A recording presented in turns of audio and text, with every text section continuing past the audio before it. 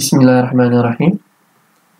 في إطار متابعة الدروس عن بعد، نقدم لجميع تلاميذ المستوى الثاني إعدادي درس في عنوان تطبيقات الانتشار المستقيم للضوء.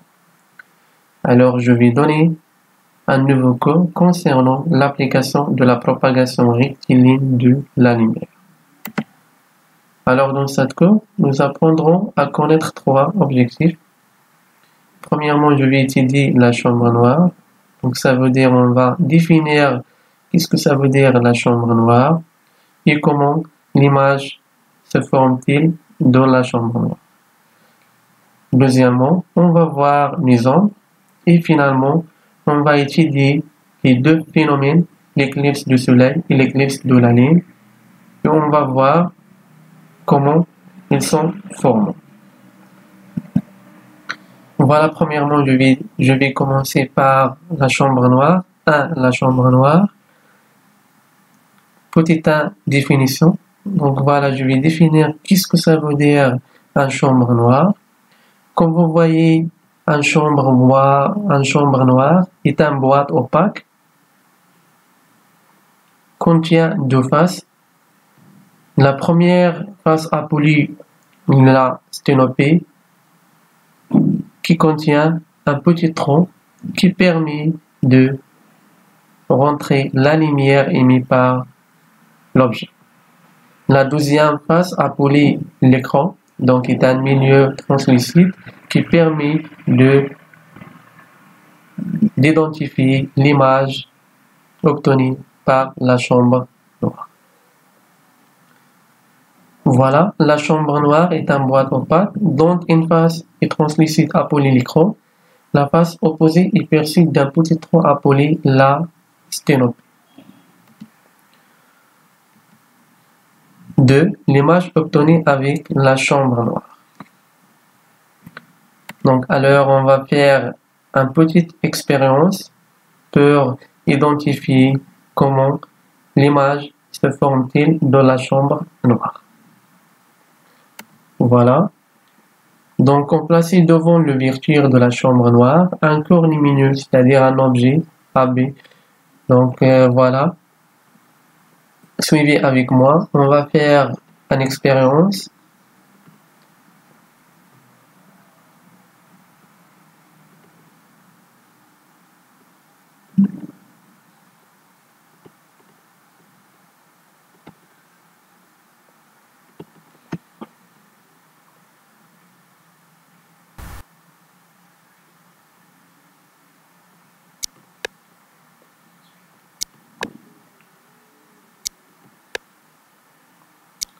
Alors, je vais faire une petite expérience concernant la chambre noire. Voilà. Donc, on a la chambre noire. Voilà l'ouverture, c'est-à-dire la sténopée. Et voilà l'écran. On place un objet AB qui permet d'émettre des rayonnements. Donc, par exemple, l'objet est une flamme de bougie qui permet d'émettre des rayonnements. Donc, ces rayonnements rentrent par l'ouverture et atteignent jusqu'à l'écran pour former l'image de cet objet. Voilà, l'image obtenue par l'objet est une image qui était renversée. Voilà.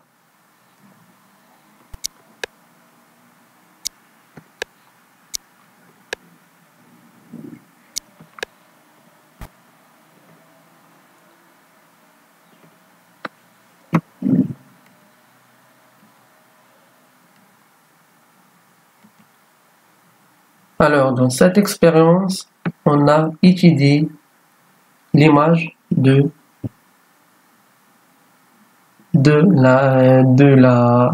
l'objet, comment se forme-t-il.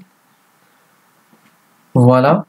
Donc, pour tracer une image de l'objet, on peut prendre facilement deux rayons. Donc, la première rayon émis vient par le point B et rentrer dans le trou et atteint jusqu'à l'écran pour créer un petit point appelé le point B'. Et de la même façon, on peut tracer le symétrique de point A et le point AP. Et finalement, on obtient l'image de l'objet AB renversé.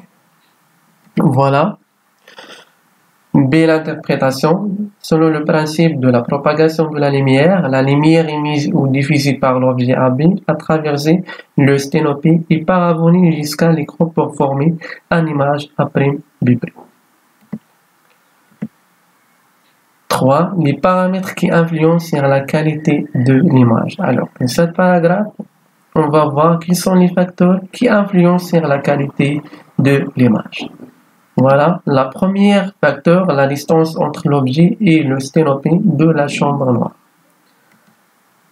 Bon, lorsque cette distance augmente, l'image A'B' est diminuée. La deuxième facteur, la distance entre sténopée et l'écran. Lorsque cette distance augmente, l'image A'B' est diminuée. Et la dernière facteur, c'est la taille de l'ouverture. Donc, une grande ouverture du sténopée permet d'une image lumineuse, mais une image qui était floue. Voilà la deuxième paragraphe. Donc, on va étudier les ombres. Donc, pour étudier les ombres, on a prendre deux cas. Premier cas, on place un source lumineux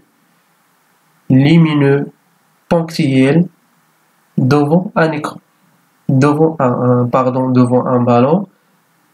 Donc le ballon est situé entre la source lumineuse ponctuelle et l'écran.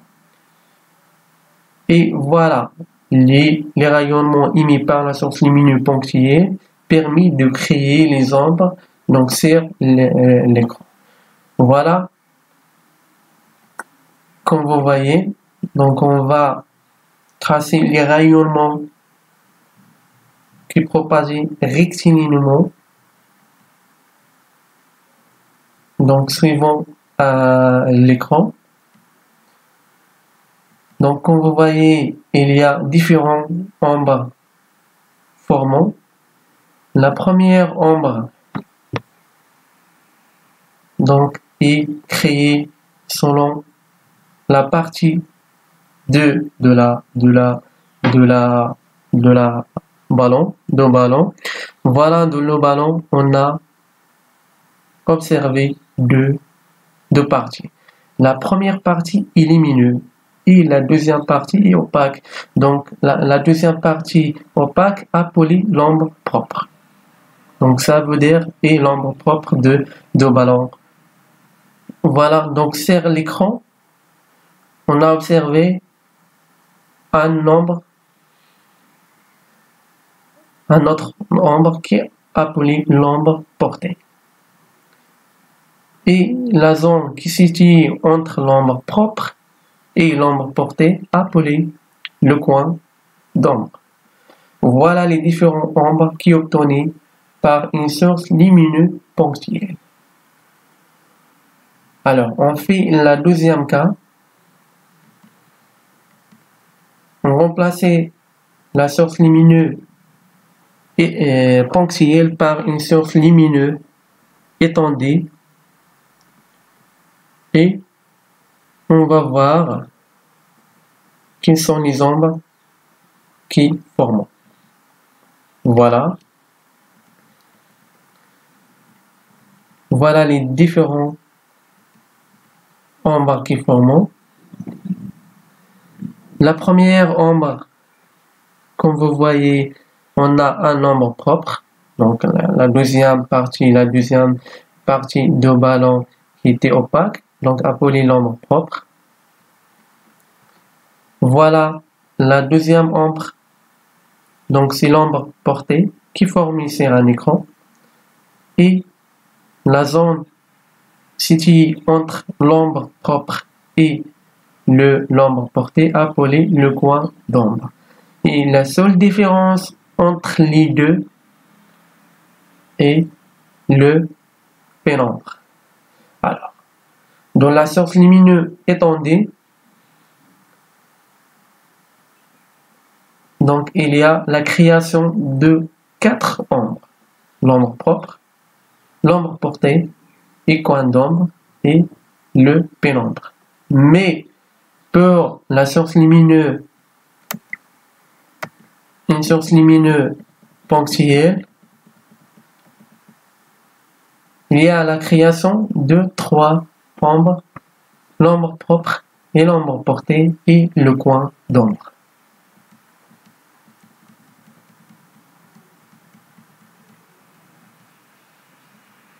Alors, je vais continuer le cours. La dernière partie, les éclipses. Donc, alors, on va voir comment les éclipses sont formées. Les éclipses, qu'elles soient solaires ou linéaires, se produisent lorsque le Soleil, la Terre et la Lune sont alignés. Voilà.